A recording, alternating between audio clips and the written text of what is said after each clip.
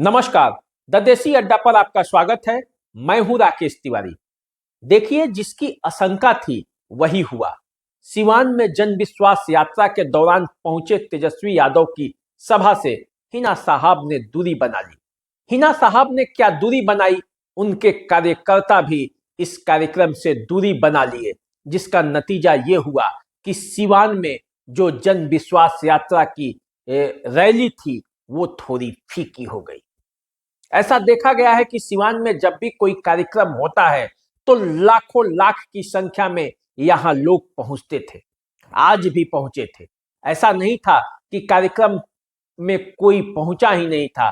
भीड़ थी, लेकिन ये भीड़ दो गुनी, चौगुनी और पांच गुनी ज्यादा हो सकती थी यदि हिना साहब वहां पहुंचती। इस कार्यक्रम में एक राजद की ये कमी भी खल गई कि राजद दो फार में बटा दिखा।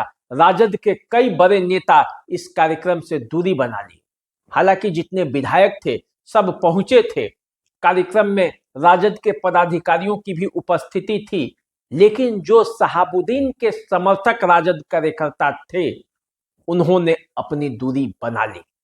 जिनकी राहें अलग हो जानी है, अब ये मान के चला जा रहा है कि सिवान में हिना साहब और तेजस्वी यादव के इस कार्यक्रम में एक साथ नहीं आने के बाद इनके बीच की दूरी और बढ़ने वाली है और यहीं से तेजस्वी यादव और हिना साहब के बीच जो खाई है वो चौड़ी हो जाएगी और राहें जुदा हो जाएगी। अब ये भी मानकर चला जा रहा है कि सिवान से हिना साहब का टिकट कटना तय है। राजद का टिकट हिना साहब को नहीं मिलने जा रहा है, ये मानकर चलिए। अब ये मानकर चलिए कि किसी दूसरे प्रत्याशी को राजद का टिकट मिलेगा और इसीलिए सिवान की राजनीतिक गलियारों में चर्चा अब तेज हो गई है और बात अब क्लियर हो गया। तेजस्वी यादव जब आज सिवान के मंच पर पहुंचे तो उन्होंने लोगों को संबोधित करना शुरू किया। नीतीश कुमार की जमकर खिंचाई की, केंद्र सरकार को भी जमकर लताड़ा और राजद कार्यकर्ताओं को और आम जनता से आह्वान किया कि वो किस तरह लोगों को नौकरी दे रहे थे, किस तरह से रोजगार के अवसर पैदा कर रहे थे और किस तरह कुचक्र करके उनको सत्ता से बेदखल किया गया। तेजस्वी यादव ये सब बोल रहे थे और बता रहे थे और सिवान के लोग ताली भी बजा रहे थे, लेकिन सबकी निगाहें इस बात पर भी टिकी थी कि हिना साहब कहां हैं। कहां हैं वे राजनेता जो हिना साहब के इर्द गिर्द घूमते थे। आज वे राजद के सभा में क्यों नहीं पहुंचे, वे खोज रहे थे। क्योंकि सभा शुरू होने के पहले तक जब कई कार्यकर्ताओं से बातें हो रही थी तो वे बता रहे थे कि मैडम आएंगी। अब मैडम आएंगी कि नहीं आएंगी जब ये पूछा जा रहा था तो वो कह रहे थे कि ये कार्यक्रम तो उन्हीं की है, इसलिए अब ये सवाल उनसे कौन करे। राजद की हिना साहब हैं और हिना साहब की राजद, लेकिन हिना साहब नहीं आई। हिना साहब ने शायद पहले ही ये तय किया था कि वे जाएंगी नहीं और इधर तेजस्वी यादव भी हिना साहब के पास नहीं गए और न कोई संदेशा गया। तभी तो न हिना साहब आई और न तेजस्वी के साथ मंच साझा किया। तेजस्वी ने भी हिना साहब की कोई चर्चा नहीं की। उन्होंने सीमांत के लोगों का आभार व्यक्त किया कि विधानसभा चुनाव में 20 में जब वे आए थे इसी मैदान में, तब अवध बिहारी चौधरी के लिए समर्थन मांगा था और आप लोगों ने उन्हें जिताकर विधानसभा में भेजा। आभार व्यक्त किए तेजस्वी यादव, लेकिन हिना साहब के मुद्दे पर वे चुप ही थे। फिर सिवान की राजनीतिक गलियारों में इस बात की चर्चा है कि अब क्या होगा। राजद जो एकजुट थी, राजद जिसमें हिना साहब भी थी, अवध बिहारी चौधरी भी थे, बच्चा पांडे भी थे, हरिशंकर यादव भी थे और न जाने कौन कौन सारे कार्यकर्ता राजद के अर्श से लेकर फर्श तक काम करने वाले सारे राजद के नेता और कार्यकर्ता थे। लेकिन आज कहीं न कहीं एक टूट दिखी।